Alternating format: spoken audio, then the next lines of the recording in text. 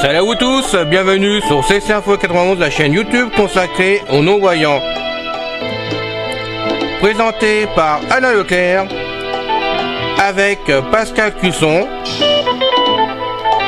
Musique de notre ami José Licenciato, qui nous l'offre gratuitement la musique, merci à lui.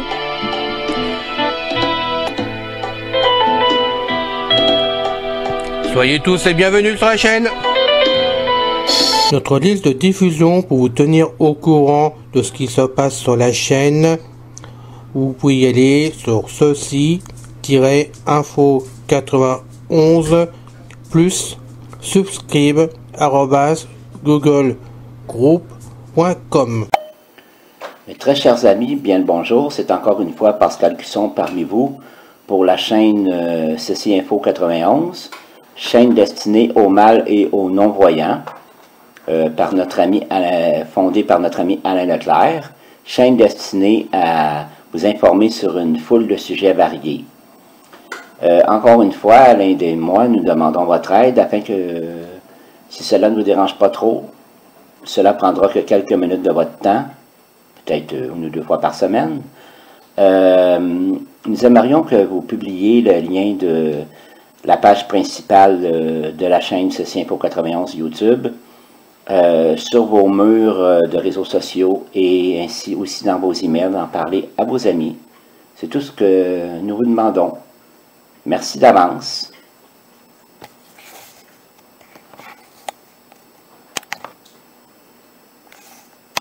Les 7 merveilles du monde antique, la pyramide de Khéops, partie 8. La chambre des Herses.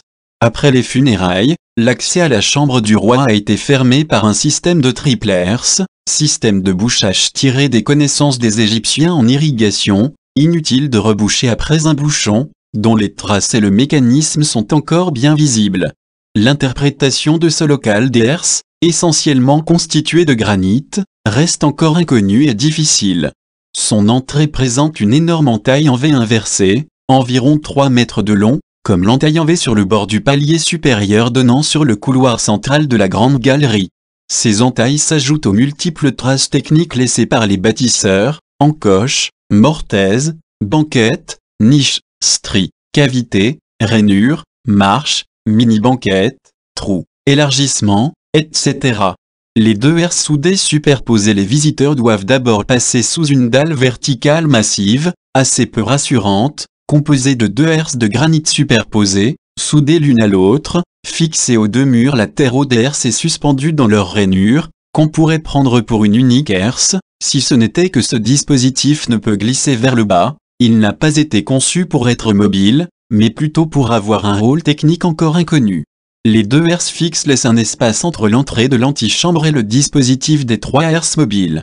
Chaque herse pèse 2,5 tonnes, d'épaisseur 52,50 cm, une coudée, et glissant dans des rainures espacées de nervures de 2 palmes, 15 cm, d'épaisseur. Les rainures et les 2 murs latéraux des herses, les herses, à l'exception de 2 fragments quasi certains, localisés par les anciens égyptologues, ont disparu. Mais les rainures et quelques nervures de manœuvre nous sont heureusement parvenues.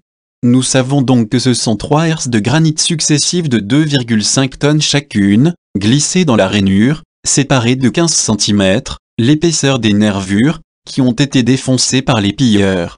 Les rainures étaient taillées dans 2 murs latéraux en granit, murs des herses, n'atteignant pas le plafond de l'antichambre. La chambre du roi.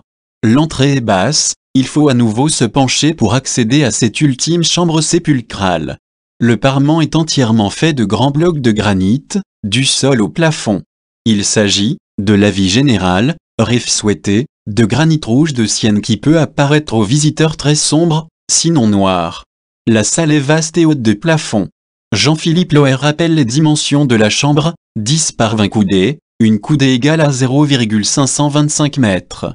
La hauteur ne donne pas un nombre juste de coudées, 11,142 coudées, Mais l'OR a établi que celle-ci avait été déterminée par la mesure des petits côtés, dont la diagonale est égale à 15 coudées, relation 2 x 3 x 4 entre ces mesures.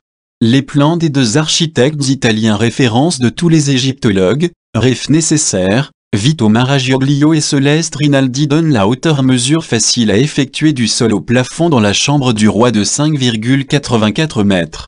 Les parois sont bien polies, mais on voit d'emblée que, contrairement aux autres chambres et couloirs, l'ensemble a grandement souffert de multiples fissures, que l'on pourrait aussi bien qualifier de dislocation générale. Georges Goyon, peuvent être constatées un peu partout sur les parois, mais plus encore sur les poutres du plafond.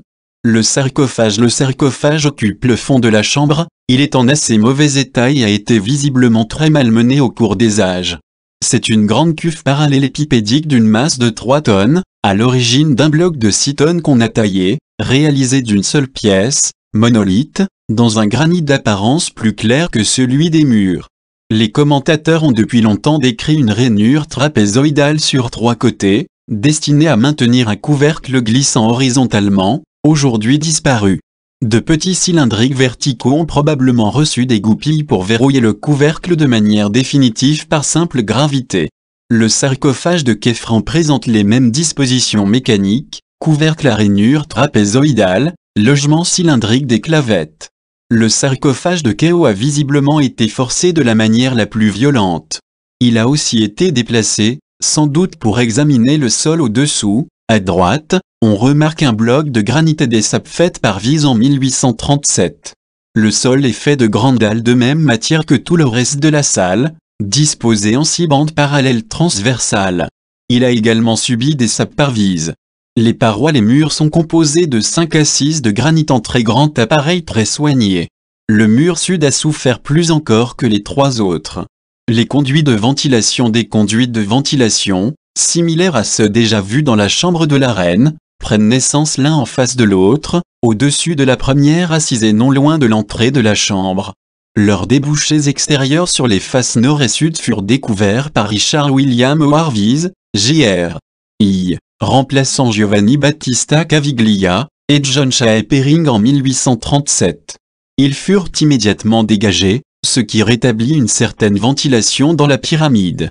Le conduit sud, après un bref trajet horizontal, monte tout droit jusqu'à l'air libre, tandis que le conduit nord a une forme plus tourmentée. Au sortir de la chambre, il est rapidement dévié vers la gauche, tout comme son homologue de la chambre de la reine, de façon à éviter les abords de la chambre des herses et de la grande galerie. Aucune caméra vidéo, semble-t-il, évasif, ne les a encore visités.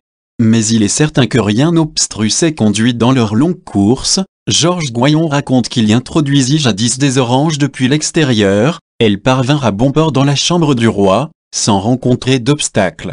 De puissants ventilateurs électriques sont aujourd'hui installés sur ces conduits. Le plafond est constitué de 9 énormes poutres monolithes de granit, jointives et parfaitement polies. Le volume de chacune d'elles est connu avec exactitude, puisque leur face supérieure, laissée à l'état brut, peut être retrouvée dans la première chambre de décharge. Toutes ces poutres sont lézardées, cisaillées même, ne tenant que par la pression latérale, et les fissures ont été masquées à l'enduit, sans doute dès l'accident, ce qui semble un mode de réparation bien illusoire. Les commentateurs pensent que les graves dérangements de la chambre se sont produits dès qu'elle fut surchargée des assises supérieures de la pyramide. Ils font aussi remarquer au plafond des traces rectangulaires sombres, à espaces réguliers. Dormion pense qu'il s'agit des traces laissées par de puissants étés destinés à éviter l'écroulement de la salle. Un tel dispositif d'étayage avait déjà été mis en place en de semblables circonstances à l'intérieur d'une des grandes chambres de Dachour Sud, pyramide rhomboïdale. Fin du podcast, bye bye, ciao. C'est fini les amis. Merci d'être passé sur la chaîne. Je vous dis à bientôt avec Pascal. Pensez à vous abonner, c'est important pour nous. Pensez à venir sur notre forum, c'est aussi important pour nous. Bye bye les filles. Salut les gars. À bientôt.